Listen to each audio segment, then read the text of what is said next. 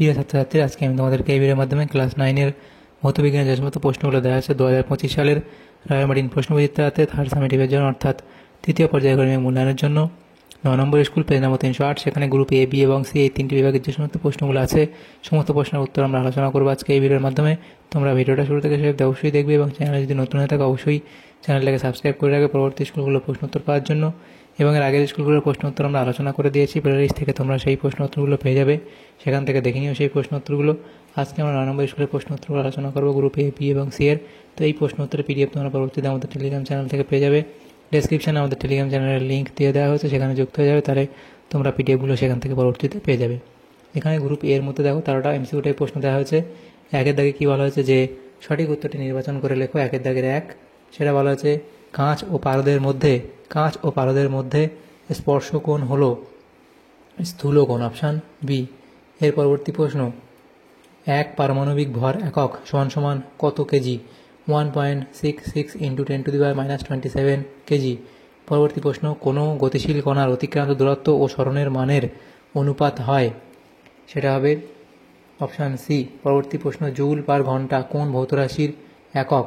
সেটা হবে ক্ষমতা, অপশান ডি। এর পরবর্তী প্রশ্ন 5-এর দাগে, সেখানে বলা হয়েছে ল্যামডা তরঙ্গ দৈর্ঘ্য বিশিষ্ট তির্যক তরঙ্গের পরপর দুটি তরঙ্গ শীর্ষের মধ্যে ব্যবধান হলো, সেটা এখানে হবে এটা তোমাদের হবে অপশান ডি।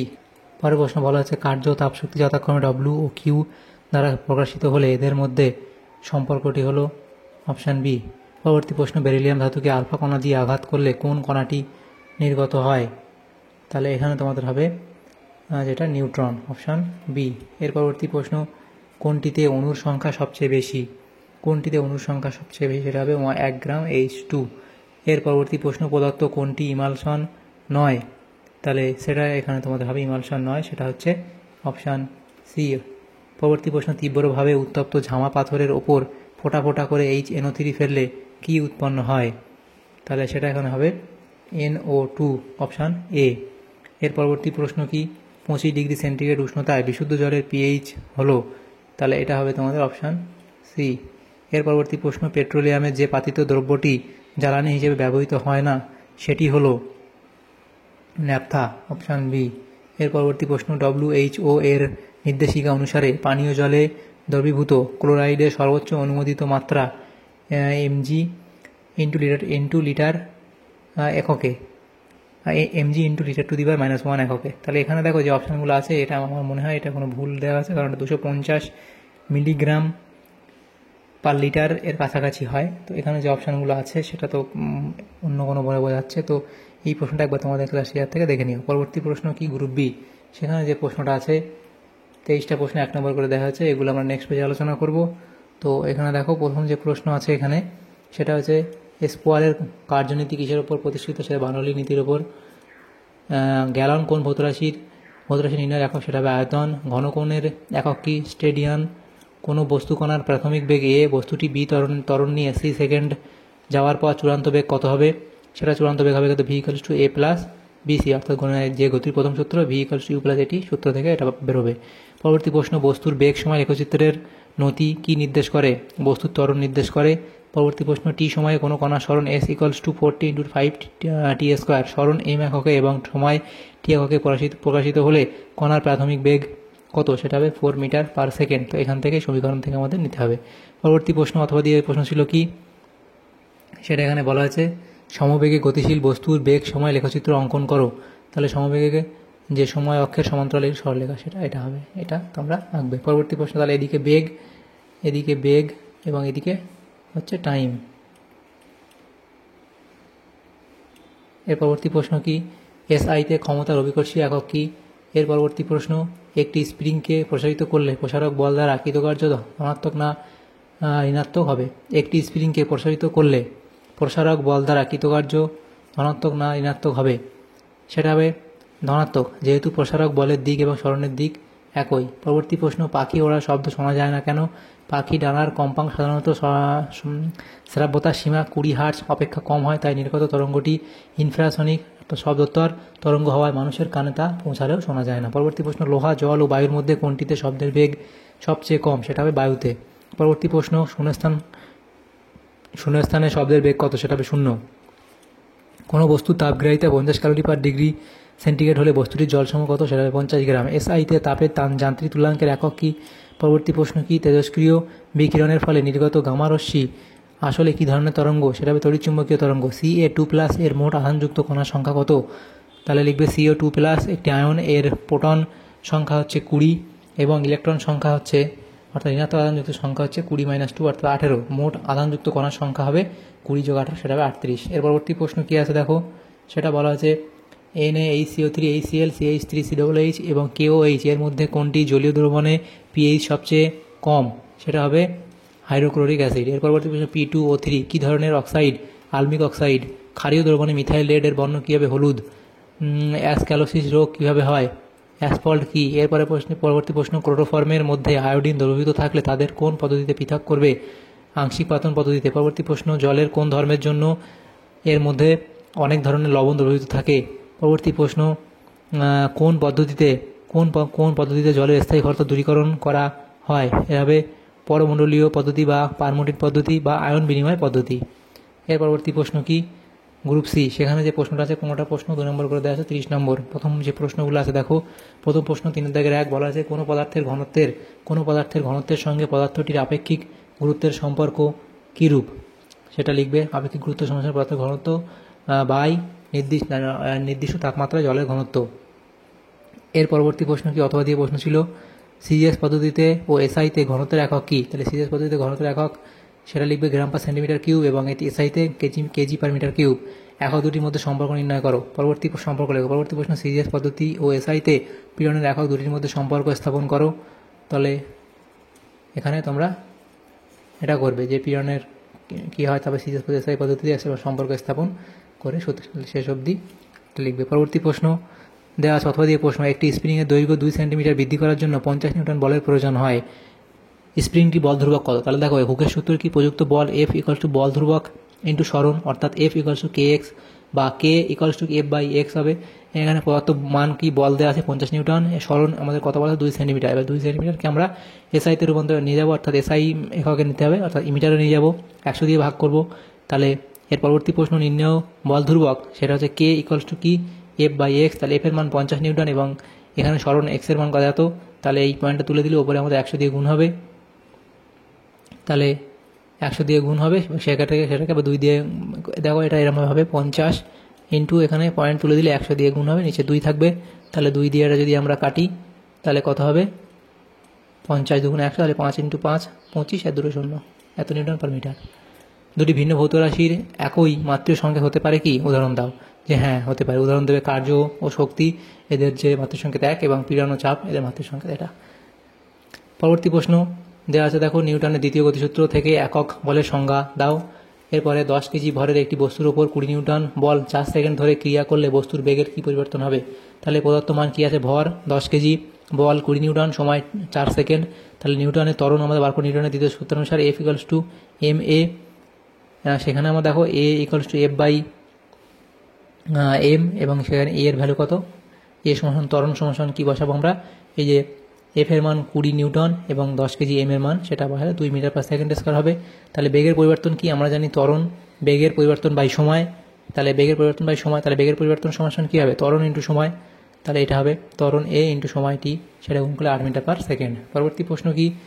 কার্য ও ক্ষমতার মধ্যে দুটি পার্থক্য লিখবে। তাহলে কার্য এবং ক্ষমতার মধ্যে পার্থক্য লিখবে, কার্যের এবং ক্ষমতার সংজ্ঞা লিখবে, তারপর গাণিতিক রূপ বা এটা না লিখতে হবে যে এসআই একক এবং এদের এককগুলো লিখবে। এই 3টে দেওয়া আছে, 2টো পার্থক্য লিখবে। পরবর্তী প্রশ্নে M ভরের বস্তু ইউ বেগে গতিশীল হলে বস্তুর গতিশক্তির রাশিমালাটি প্রতিষ্ঠা করো। এর পরবর্তী প্রশ্ন অথবা দিয়ে প্রশ্ন ছিল M1 ও M2 ভরের দুটি বস্তুর গতিশক্তি সমান হলে প্রমাণ করো যে বস্তু দুটির ভরবেগের অনুপাত M1:M2। তাহলে সেটা করবে। পরবর্তী প্রশ্ন কি আছে দেখো, বলা আছে দেখো বাঘের গর্জনের চাইতে মশার গুনগুন বেশি তীক্ষ্ণ হয় কেন? শব্দের তীক্ষ্ণতা তার কম্পাঙ্কের উপর নির্ভর করে, যে শব্দের কম্পাঙ্ক বেশি তার তীক্ষ্ণতা বেশি হয়। মশার গুনগুন শব্দের কম্পাঙ্ক বাঘের গর্জনের শব্দের কম্পাঙ্কের তুলনায় অনেক বেশি, তাই মশার গুনগুন বাঘের গর্জনের চেয়ে বেশি তীক্ষ্ণ শোনায়। অথবা দিয়ে প্রশ্ন ছিল অষ্ট কাকে বলে? উদাহরণ দাও। অষ্ট কাকে বলে? উদাহরণ দেবে। সীসার আপেক্ষিক তাপ এত বলতে কি বোঝায় সেটা তোমরা এখানে লিখবে। এর অর্থ কি? 1 গ্রাম বিশুদ্ধ সীসার উষ্ণতা 1 ডিগ্রি সেন্টিগ্রেড বৃদ্ধি করার জন্য 0.03 ক্যালোরি তাপের প্রয়োজন হবে। অথবা দিয়ে প্রশ্ন ছিল 42 কেজি ভরের একটি বল 1000 সেন্টিমিটার উচ্চতা থেকে ফেলা হলো, বলটি মাটি স্পর্শ করলে কত তাপ উৎপন্ন হবে।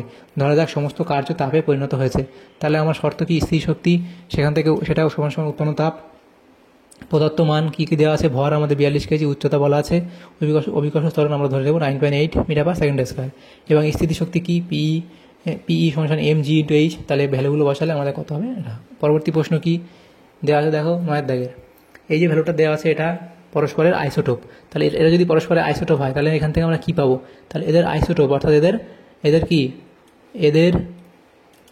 এদের পারমাণবিক সংখ্যা সমান, অর্থাৎ প্রোটন সংখ্যা, এদের প্রোটন সংখ্যা সমান,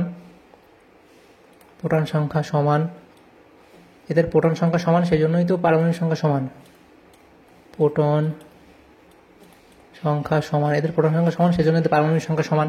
তাহলে পারমাণবিক সংখ্যা সমান হলে আমরা কী পাবো, এখান থেকে এই যে পারমাণবিক সংখ্যা নিচে থাকে, উপরে ভর সংখ্যা থাকে, তাহলে এই A = B আমরা লিখতে পারবো।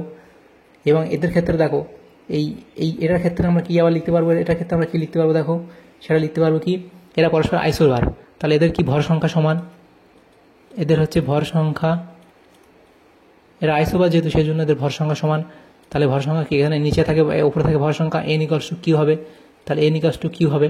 এবং এরা হলে কি এই সমীকরণটা, তাহলে এটা কি a² - b² into n - q, এটা কত, এবার দেখো a - b আমরা বার করে নেব এখানে, দেখো তাহলে a² - b² আমরা বার করে নেব এখান থেকে। দেখো যে এখানে a মানে কি b, তাহলে a² জায়গায় কী লিখবো, b তার স্কোয়ার মাইনাস b² সমান সমান b² মাইনাস b² সমান সমান কি 0। আর একটা যেটা হবে দেখো, যেটা n - q, তাহলে n - qরা ভ্যালু বার করবো, তাহলে n সমান সমান q আছে আবার, তাহলে q সমান সমান q, এখানে হবে q, এই এনের জায়গায় আমরা q বসালাম, পরবর্তী আছে যেটাকে -q আছে আবার -q, তাহলে এটা কেটে গেলে এটাও 0 হবে। তাহলে দেখো এখানে এটার মান কত, 0 বেরোলো, এই যে, তাহলে 0, এটা কি কিছু নেই মানে গুণ, এটা এখানে এটা হচ্ছে 0, সেটা কত হবে, তাহলে 0 × 0, তাহলে ভ্যালু কত হবে 0। অথবা এই প্রশ্ন ছিল H+ ও H- আয়নদ্বয়ের ইলেকট্রন সংখ্যা ও প্রোটন সংখ্যা নির্ণয় করো, তাহলে H+ এর প্রোটন সংখ্যা এবং এই H+ দেখো এই যে প্রোটন সংখ্যা সেটা হবে 1টা, ইলেকট্রন সংখ্যা কত হবে সেটা 0, আর H- এর হচ্ছে ইলেকট্রন সংখ্যা 1, এই প্রোটন সংখ্যা 1, আর ইলেকট্রন সংখ্যা কত হবে সেটা হবে 2। পরবর্তী প্রশ্ন কি, অ্যামোনিয়ার আণবিক ভর 17 AMU বলতে কি বোঝায়। আচ্ছা এখানে কি চেয়েছিল, H+ ও H- আয়নদ্বয়ের ইলেকট্রন সংখ্যা ও প্রোটন সংখ্যা নির্ণয় করো। আচ্ছা এদের ইলেকট্রন সংখ্যা, এদের পরমাণুতে H পরমাণুতে একটি প্রোটন একটি ইলেকট্রন থাকে, যেহেতু আমরা বার করে দিলাম, এখানে প্রোটন সংখ্যা ইলেকট্রন সংখ্যা বার করে দেওয়া হয়েছে। পরবর্তী প্রশ্ন কি আছে দেখো, অ্যামোনিয়ার আণবিক ভর 17 AMU বলতে কি বোঝায়, তাহলে এর অর্থ হলো অ্যামোনিয়া এর, আচ্ছা এখানে NH3 নিচে হবে, উপরে চলে গেছে ভুল করে, এর অর্থ হলো অ্যামোনিয়া NH3 এর একটি অণু একটি কার্বন আইসোটোপের পরমাণুর ভরের এক দ্বাদশাংশ এর তুলনায় 17 গুণ ভারী, তাহলে এখানে এমইউটা কি, এমইউ হলো অ্যাটমিক মাস ইউনিট বা পারমাণবিক ভর একক। অথবা দিয়ে প্রশ্ন ছিল 80 হিলিয়ামের পরমাণুর সংখ্যা নির্ণয় করো। তাহলে দেখো এখানে আমরা যে বলা আছে, দেখো হিলিয়াম এর পারমাণবিক ভর হলো 4U অ্যাটমিক মাস ইউনিট, একটি হিলিয়াম পরমাণুর ভর হলো 4U, এবং পরমাণুর সংখ্যা কি, পরমাণুর সংখ্যা সমান মোট ভর বাই একটি পরমাণু ভর, তাহলে মোট ভর 80, আর একটি পরমাণুর ভর কত হবে, এই যে 4U বাই তার পরমাণু যেটা আছে সেটা সমান এটা আমাদের ক্যালকুলেট করলে কত হবে 20।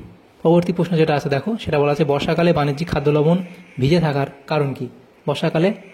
বর্ষাকালে বাণিজ্যিক খাদ্য লবণ ভিজে থাকার কারণ কি। বাণিজ্যিক খাদ্য লবণ NaCl এর মূলত ম্যাগনেসিয়াম ক্লোরাইড এবং ক্যালসিয়াম ক্লোরাইড এর মতো ভেজাল মেশানো থাকে। এই ভেজালগুলি উদ্গ্রাহী ও আর্দ্রতাগ্রাহী প্রকৃতির হয়। এই পদার্থগুলি বর্ষাকালে বাতাসের জলীয়বাষ্প শোষণ করে এবং নিজেরা দ্রবীভূত হয়ে যায়, এর ফলে লবণ ভিজে ওঠে। পরবর্তী প্রশ্ন ছিল মিল্ক অফ ম্যাগনেসিয়া এর পার্শ্ব প্রতিক্রিয়া কি।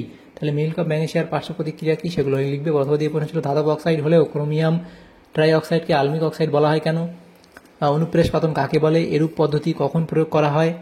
এর পরবর্তী প্রশ্ন ছিল এটা লিখবে এবং অনুপ্রেস কী এবং তার প্রয়োগ লিখবে। প্রথম দিয়ে প্রশ্ন ছিল বেনজিন ও টলুইনের মিশ্রণ থেকে এদেরকে পৃথক করতে সাধারণত পাতন না করে আংশিক পাতন পদ্ধতি ব্যবহার করা হয় কেন? এরপরে আছে জলের আর্সেনিক দূষণ কাকে বলে এবং আর্সেনিক দূষণের জন্য কি আর্সেনিক দূষণের জন্য কি আর্সেনিক মৌলটি দায়ী সেটা লিখবে। কীভাবে নাইট্রেট সার জল দূষণ ঘটায় সেগুলো তোমরা লিখবে। তাহলে এখানে আমাদের দেখো গ্রুপ এ বি এবং সি এর মধ্যে যে প্রশ্নগুলো ছিল ক্লাস 9-এর ভৌতবিজ্ঞানের থার্ড সামেটিভের জন্য 9 নম্বর স্কুলের, সেগুলো আমরা আলোচনা করলাম আজকে এই ভিডিওর মাধ্যমে। তোমাদের যদি সামান্যতম উপকার এসে থাকে ভিডিওটা অবশ্যই লাইক করবে এবং বেশি বেশি করে বন্ধুদেরকে শেয়ার করবে। আর পরবর্তী স্কুলগুলো প্রশ্ন উত্তর পাওয়ার জন্য অবশ্যই তোমরা আমাদের চ্যানেলটাকে সাবস্ক্রাইব করে রাখবে। Thanks for watching.